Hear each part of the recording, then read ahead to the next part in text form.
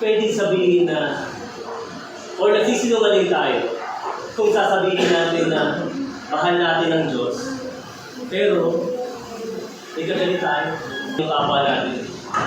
Nasabi nga ni Jesus Christ,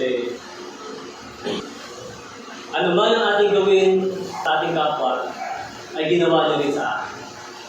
Mga kapatid, lahat tayo guilty dito. Nakakaranas tayo ng ganito. Minsan naiinis tayo sa kapatid. Minsan, makita pa lang natin, parang ang init na nagdugo natin, di ba? Pero dito, tinuturuan mo tayo na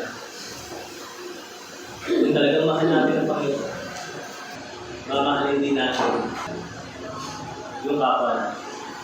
Meron pa siya sinabi, di ba? Love your enemies.